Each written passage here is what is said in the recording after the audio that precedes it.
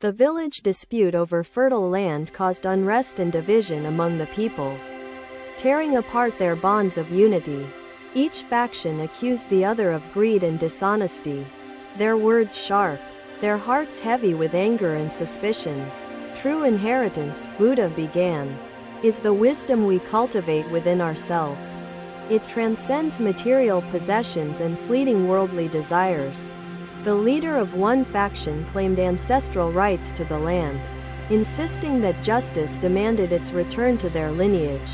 The other faction argued that they had cultivated the land for years, transforming barren soil into a thriving source of life. Both sides were firm in their stance, unwilling to relent, their voices rising in agitation. But Buddha remained serene. After a long pause, the Buddha spoke gently, his voice clear and filled with compassion, silencing the growing tumult around him. Your attachment to this land blinds you, he began, his gaze steady, his words penetrating the hearts of the villagers. You claim ownership of earth, yet can anyone truly own what nourishes all life without distinction? He asked calmly. The villagers exchanged hesitant glances, their quarrel momentarily suspended as they considered the Buddha's profound question. Earth does not favor one over another, Buddha continued. Its bounty belongs to all who respect it and care for it.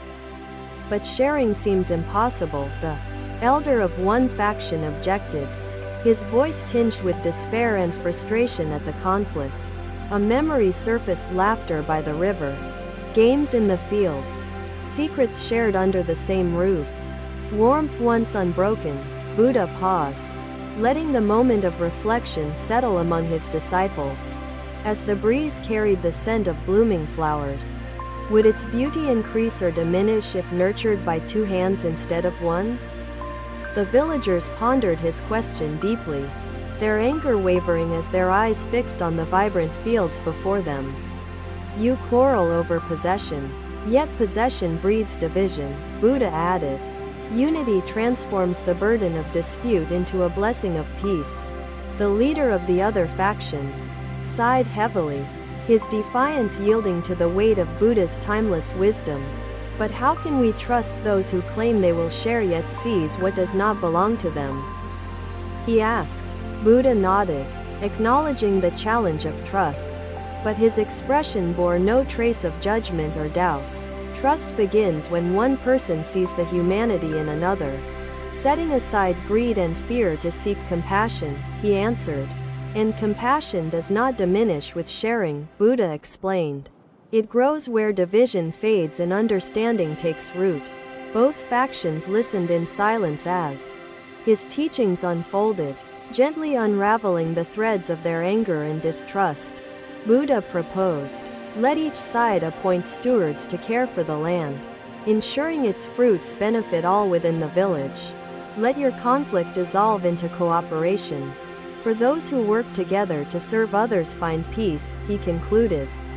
The villagers murmured hesitantly among themselves, their minds reluctant to relinquish decades of pride, resentment, and bitter claims. Finally, the eldest among them spoke, his voice firm but tempered by the wisdom Buddha had offered so patiently. Let us put our faith in each other. In this moment, and in the teachings that promise peace, he said. The factions agreed, their hesitant unity born not of perfect trust but of courage and hope for reconciliation. Together, they appointed stewards from both sides, establishing the foundation for mutual care and respect for the land. As they departed, Buddha turned to his disciples and spoke, his voice carrying the weight of experience. Conflict arises from attachment and fear. Peace emerges from understanding and courage. Let us strive for peace in every moment. His words echoed in their minds, guiding them to approach disputes with the clarity and compassion the Buddha embodied. The villagers learned to nurture the land and each other, transforming division into harmony through shared commitment and trust.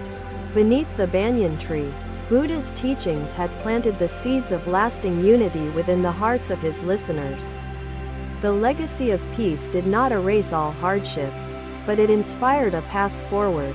Even amid future challenges, conflict cannot be avoided entirely, Buddha reflected, but its resolution begins when understanding leads and attachment dissolves. Another day, another group approached the Buddha, seeking his guidance in a matter that consumed their thoughts and hearts. A merchant stood trembling, his voice burdened with distress, accusing a fellow traveler of stealing a priceless jewel from him. The accused, calm yet troubled, denied the allegations firmly, declaring his innocence before the Buddha and the gathered crowd. The merchant pointed to circumstances, his voice rising, insisting that only this man had the opportunity to take the jewel. The crowd murmured in agreement, yet uncertainty lingered, for they knew the accused as a man of honesty and virtue. Buddha listened quietly, his gaze soft, his presence radiating calm, as he absorbed the tension etched upon every face. Once the merchant finished, Buddha raised his hand, silencing the whispers, his voice steady and clear as he spoke. Before seeking to resolve suspicion, we must first examine its roots. For fear often sprouts where evidence is sparse, he said. The merchant hesitated, his agitation lessening as Buddha's words invited him to reflect rather than react to the situation. Trust and fear are siblings, Buddha continued, born of experience. But we must not let fear dominate where trust can grow. The accused stepped forward, speaking with conviction, saying, "I swear by my honor, I have not touched his precious jewel." Buddha studied both faces, understanding the pain each bore, and said, "Let us proceed with wisdom, for truth must prevail." He instructed all the travelers to open their satchels, explaining that transparency would ease suspicion and restore peace. One by one, the satchels were opened, their contents revealed, and the accused willingly displayed his for all to see. Compassion, Buddha continued, is not limited by status, wealth, or power. It is limitless, bound only by the heart's openness. The disciples watched as the villagers began sharing among themselves. Inspired by the example set before them, Buddha told them a parable. Imagine a tree bearing fruit. Speak not from assumptions, for unfounded words tarnish both trust in your own heart. The merchant lowered his head, his voice trembling as he apologized, confessing his haste had caused undue harm and strife. Buddha paused, allowing his disciples to visualize the transformation of the family through the power of genuine, heartfelt generosity. What we give with pure intent, Buddha said, transforms the giver and the receiver, binding them in the sacred circle of compassion. A young disciple approached Buddha, curious, and asked, "How do we extinguish fear when it clouds judgment and consumes reason?" Buddha answered, "Fear thrives in darkness. Truth and understanding shine light where shadows linger, dispelling fear and restoring clarity." The merchant, humbled, asked Buddha, "How can I mend the trust I have broken and restore my reputation among my peers?" Buddha replied, "Kindness and honesty rebuild what anger and haste destroy. Walk the path of humility, and trust will follow." The crowd dispersed, their hearts heavy with lessons learned, their minds turning to the implications of Buddha's timeless wisdom. Days later, the merchant returned to offer restitution, his actions guided by the teachings that had brought clarity to his heart. The accused accepted the restitution without malice, their bond stronger than before, forged through understanding and mutual respect. Buddha turned to his disciples, reminding them, "Judgment hinders understanding. Approach all disputes with an open mind, for clarity reveals truth."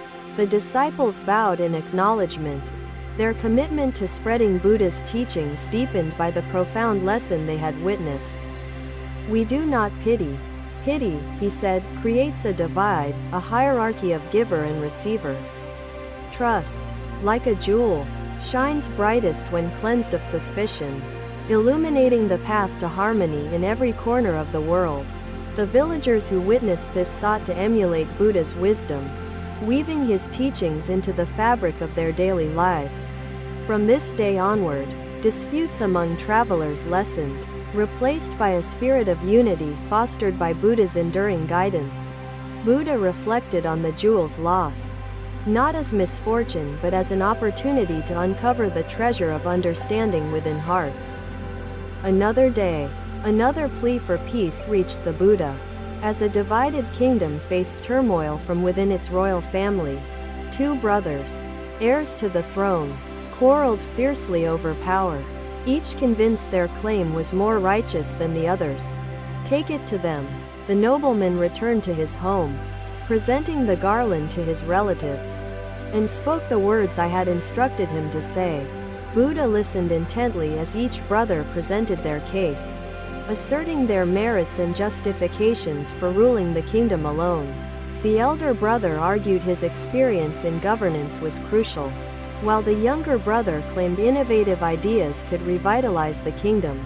As they spoke, their voices trembled with emotion, the weight of their dispute shadowing every word they uttered. Buddha observed their struggle with compassion, aware that their desire for power had blinded them to their shared humanity. Power divides as it feeds the ego, Buddha began, his voice calm yet firm, cutting through the tension between them. The throne cannot offer lasting satisfaction, he continued. As dusk fell, their footprints marked the earth with the weight of wisdom, carrying the light of compassion across the land. Another day, Buddha sat beneath a serene grove. His disciples gathered around him, their eyes fixed on his peaceful visage. One disciple asked, "Master, what if such gestures are rejected? How can we maintain peace when hearts remain closed to unity?" Buddha answered gently, "Even the soil resists the seed at first. Perseverance waters it until the roots find their place. To ensure its prosperity, you must find harmony in shared leadership." Shared leadership? The elder brother scoffed, his pride wounded, dismissing the idea as impractical and undeserving of serious consideration. Buddha explained, "Unity does not diminish authority. It strengthens it, weaving collaboration into the fabric of governance for the people's benefit." One disciple reflected aloud, "Master, the garland represents more than beauty. It becomes a living symbol of shared memories and hope." Ananda asked, "Master, how do we honor life while knowing it will inevitably change, decay, and vanish?" Buddha responded, "By living mindfully, aware of each moment as it unfolds. You honor life while embracing its impermanence." He added, "Do not fear impermanence. See it as a teacher, guiding you toward the ultimate truth of existence." How can we trust each other after years of rivalry and resentment? The elder brother asked, his voice heavy with doubt. Buddha answered, "Trust begins with humility. Acknowledge your flaws and strengths, and respect the shared bond that unites your purpose." The younger brother asked, "What if disagreement arises? How do we resolve conflict without further dividing the kingdom's fragile unity?" Buddha said, "Disagreement is natural." He explained, "Recognizing impermanence weakens the illusion of a permanent self, opening the path to freedom from suffering." Buddha then spoke of his own journey.